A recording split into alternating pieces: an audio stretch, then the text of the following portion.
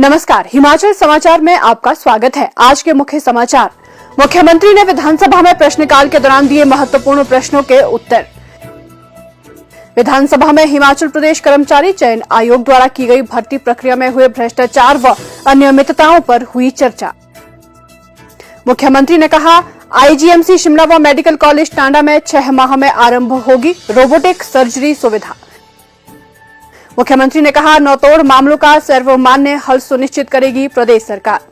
और अब समाचार विस्तार से। विधानसभा सदन में आज प्रश्नकाल के दौरान राजकीय डिग्री कॉलेज मंडी में प्रशासनिक और शैक्षणिक ब्लॉक के निर्माण से संबंधित पूछे गए एक प्रश्न के उत्तर में मुख्यमंत्री ठाकुर सुखविंदर सिंह सुक्खू ने कहा, एक बिल्डिंग बनाने में हमें 27 करोड़ और 40 करोड़ रुपया लग रहा है। अब कारण क्या है कि डेविएशंस हो जाता है, आइटम चेंज हो जाती है और माननीय मंत्री जी ने ठीक कहा, फ्रेम स्ट्रक्चर्स में चले जाते हैं, आरसीसी से कहीं और चले जाते हैं।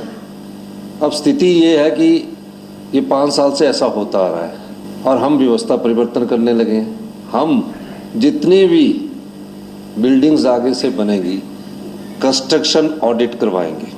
कितने कीमत होनी चाहिए, क्या फ्रेम स्ट्रक्चर की कीमत होनी चाहिए, क्या सरिया किस रेट पर मिलता है, किस रेट पर सीमेंट उपलब्ध होता है। फिर भी ये बिल्डिंग की कॉस्ट इतनी ज़्यादा हो जाती है, घर की बिल्डिंग बनाने में इतना खर्चा नहीं आता। ये सारी चीज़ों को बड़े डिटेल से देखने की जरूरत है और माननीय मंत्री जी ने ठीक कहा कि हम सब चीज़ों को स्टडी करने के बाद आने वाले समय में जो डीपीआरस बन रही है, एक डीपीआर आपकी अगर 10 करोड़ की है तो उसमें 15 करोड़ हो जाता है और उसके बनते बनते वो 25 करोड़ में चली जाती है। ये पिछले कई सालों से व्यवस्था ऐसी चल रही थी। हम सड़क में भी, हम बिल्डिंग्स में भी हमेशा आगे बढ़ेंगे, लेकिन कंस्ट्रक्शन ऑडिट के साथ आगे करेंगे। और डीपीआर में किस प्रकार डीपीआर बनती है उस दृष्टि से भी हम इस पर आगे बढ़ना चाहेंगे। और माननीय मंत्री जी से भी मैं चाहूँगा कि हमको ये सब चीज़ों को देखकर आगे बढ़ना है, क्योंकि डबल कॉस्ट हो जा रही है, ट्रिपल कॉस्ट हो जा रही है। कितना टाइम पीरियड है, टाइम पीरियड तो हमने छोटा कर दिया। जो पहले 60 दिन हुआ करता था वो हमने छोटा करके 10 दिन हमने टेंडर की डेट रख दी और 10 दिन में अवार्ड की कर दी। इस दृष्टि से बड़ी आगे परिवर्तन करने की जरूरत है। बुधवार को विधानसभा सदन में हिमाचल प्रदेश कर्मचारी चयन आयोग द्वारा की गई भर्ती प्रक्रिया में हुए भ्रष्टाचार व अनियमितताओं पर नियम 130 के अंतर्गत हुई चर्चा का उत्तर देते हुए मुख्यमंत्री ठाकुर सुखविंदर सिंह सुक्खू ने कहा, हमारी सरकार ने कहा है कि जीरो टॉलरेंस अगेंस्ट करप्शन होगी और पेपर लीक जैसे मामले के लिए हम ये भी विचार करने जा रहे हैं कि इस पर सख्त से सख्त कार्रवाई की जाए। कैसे करना है उसमें विचार विमर्श चल रहा है, ताकि कोई और आने वाले जब संस्था आएगी उसमें पेपर लीक ना हो सके। मैं इस सदन को यह भी आश्वासन देना चाहता हूं कि जो Himachal Pradesh subordinate selection board है उसमें क्लास 4 के इंटरव्यू नहीं लिए जाते, बल्कि क्लास 3 के ही इंटरव्यू लिए जाते हैं। इसके लिए हमने एक निष्पक्ष स्वतंत्र कमेटी बनाई है जो 3 महीने के अंदर हमें अपनी रिपोर्ट सबमिट कर देगी। और जो हमारे यहाँ नया चयन नियोग होगा वो बिल्कुल ट्रांसपेरेंट होगा, जिसमें मेरिट को आधार रखा जाएगा, पेपर लीक की संभावना को खत्म कर दिया जाएगा। वो नया चयन नियोग जो होगा वो 3 महीने के भीतर जो ये कमेटी है वो रिपोर्ट जब हमें सबमिट करेगी, उस रिपोर्ट के आधार पर हम गहन विचार विमर्श करेंगे। पूरे देश के और केंद्र सरकार के जो चयन नियोग है उसके धन के आधार पर हम ऐसी संस्था बनाएंगे जो हमारे हिमाचल प्रदेश के युवाओं को विश्वास पैदा कर सके कि जो हम पेपर देंगे वो पेपर के अनुसार, मेरिट के अनुसार हमारे साथ न्याय होगा। उसका दफ्तर हम हमीरपुर जिला में ही रहने देंगे, उसके दफ्तर को हम नया नाम देंगे, उसको हमीरपुर जिले में रहने देंगे। और उसमें जो कर्मचारी लगेंगे, मेरा ये मानना कि जिस संस्था पर उंगली उठ जाए उस संस्था के जितने भी कर्मचारी है उसको द्वारा उस संस्थान में काम करने का के बारे में हमें जिम्मेवारी नहीं देनी चाहिए।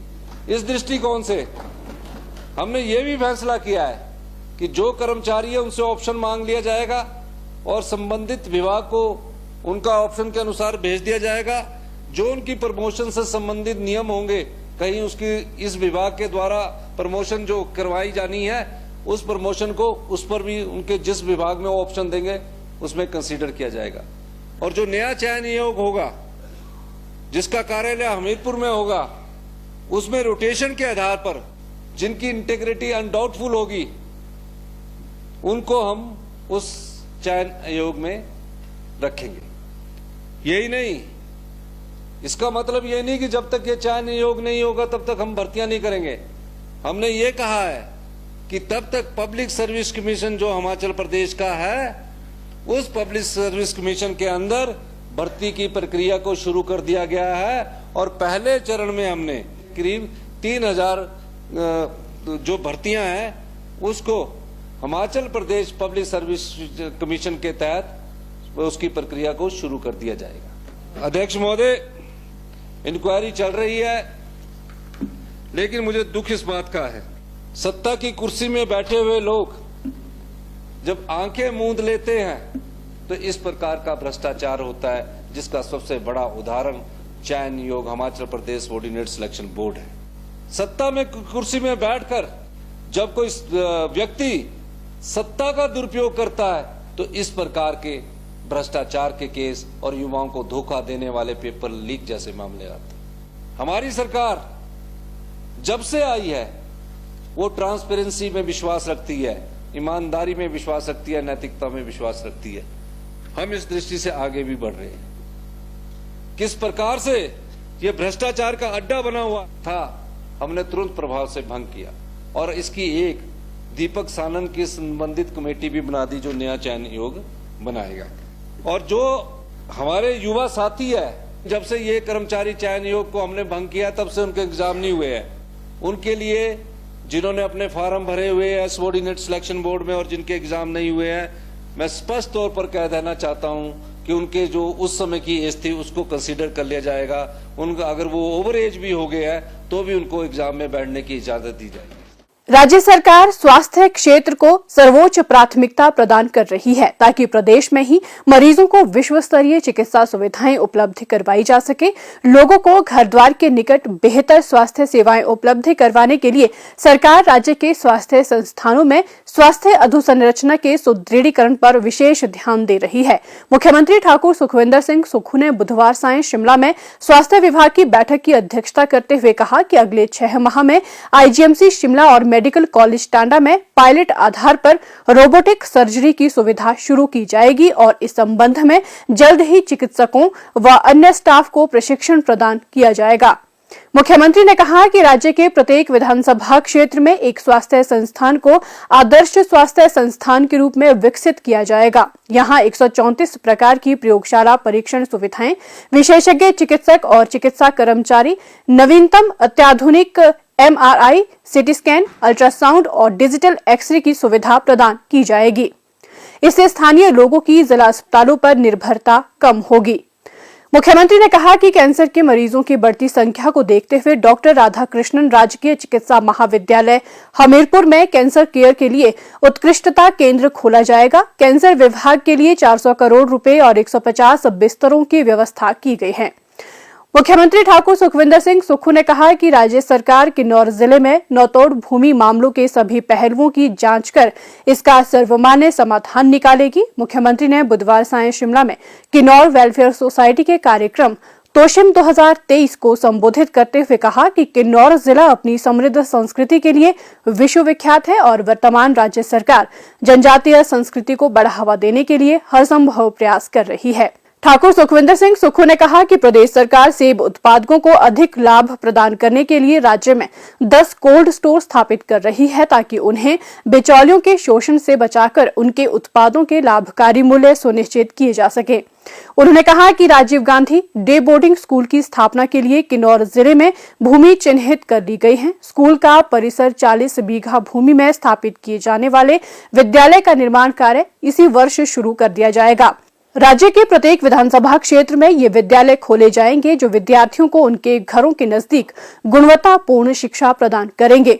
मुख्यमंत्री ने कहा कि राज्य की अर्थव्यवस्था काफी हद तक पर्यटन पर निर्भर है और सरकार इस क्षेत्र को प्रोत्साहन प्रदान करने के लिए अधोसंरचना को सुदृढ़ करने के लिए प्रतिबद्ध है। पर्यटकों की सुविधा के लिए राज्य के सभी जिला मुख्यालयों में हेलीपोर्ट विकसित किए जाएंगे। इससे राज्य के युवाओं के लिए रोजगार और स्वरोजगार के अवसर सृजित होंगे।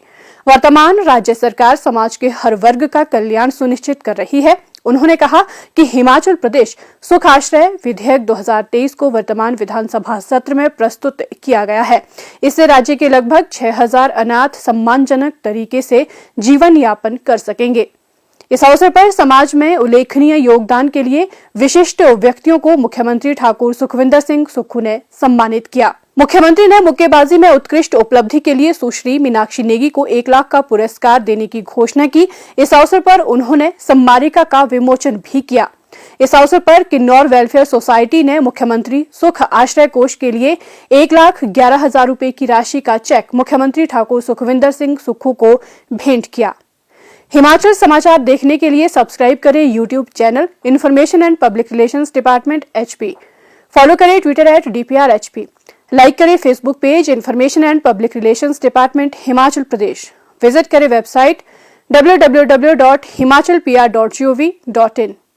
इस अंक में इतना ही। कल फिर होगी मुलाकात। दीजिए इजाजत। नमस्कार।